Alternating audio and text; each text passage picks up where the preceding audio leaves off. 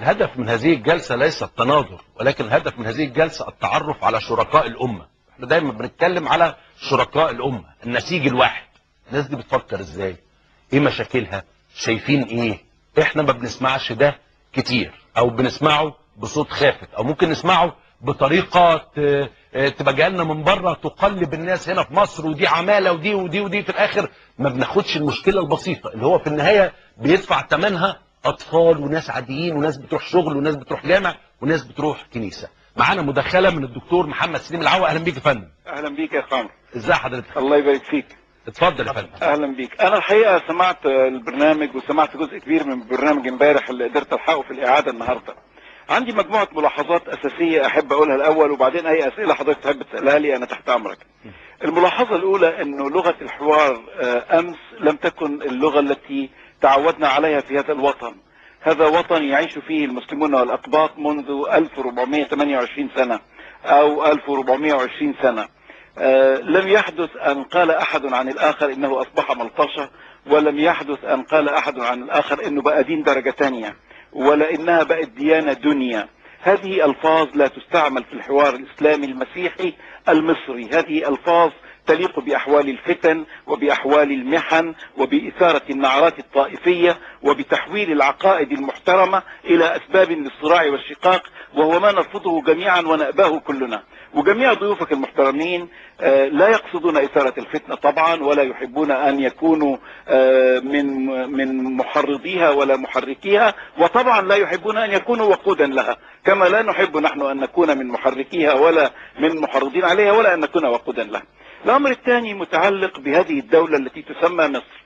هذه الدولة دولة إسلامية، غالبية سكانها مسلمون، وقانونها مأخوذ في معظمه إما من الشريعة مباشرة، وإما أنه لا يخالف أحكامها فيما عدا 4-5 أحكام في الجنائي وحكم واحد في القانون المدني، عليهم خلاف فقهي وعليهم خلاف قضائي ما لناش دعوة بيهم.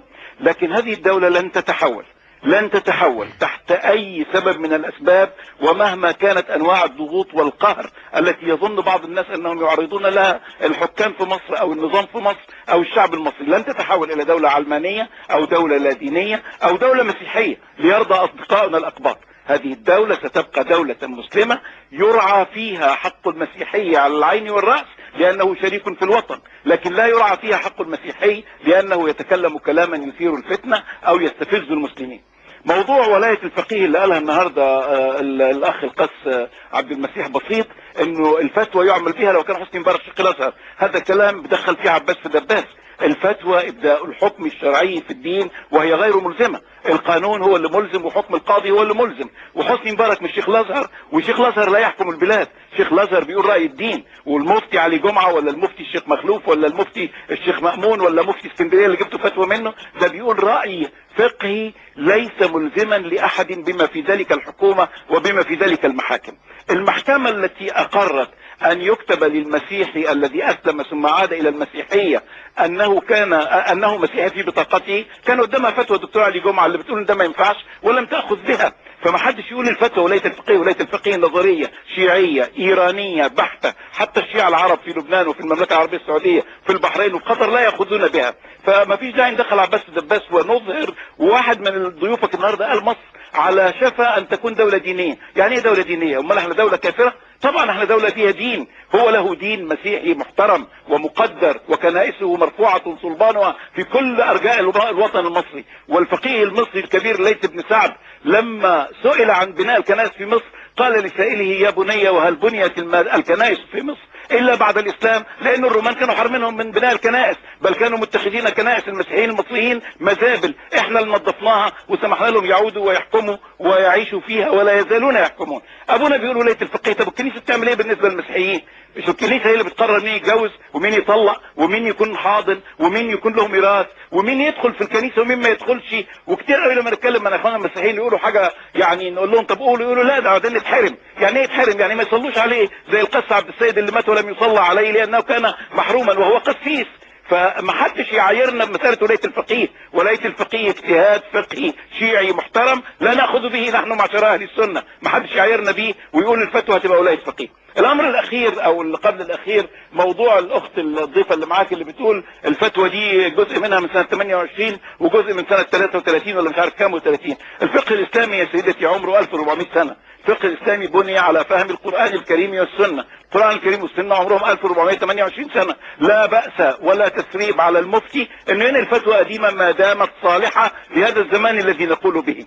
مشكله الحضانه كلها اللي حضرتك بتقولي انها مشكله عمرك دي مشكله اجتهاديه، ولذلك المشرع بيغير فيها كل شويه، كانت 9 بقت 12 بقت 15 زي ما قال الاستاذ المحامي اللي معاكم، لكن هذا ليس معناه انها فوضى، هذا معناه انها تقنن من الفقه الاسلامي او من ما يحقق مصالح الناس زي ما كنا بنقول مع الاخ عمرو اول امبارح. الاخ رؤوف صبري اللي بيقول انه اكره على الاسلام، انا ما اعرفش حد في تاريخ الاسلام اكره على الاسلام، والقران بيقول لنا لا اكراه في الدين قد تبين الرشد من الغي، وهو كان ابوه مسلم وهو تبع دين ابيه، امال يتبع مين؟ قالوا الطفل يختار ازاي؟ هو الطفل له اراده؟ هو انت تقدر تخلي الطفل يختار يلعب بيل ولا يلعب كوره؟ تقدر تخلي الطفل يختار يسبح في المسبح ولا يسبح في الترعه؟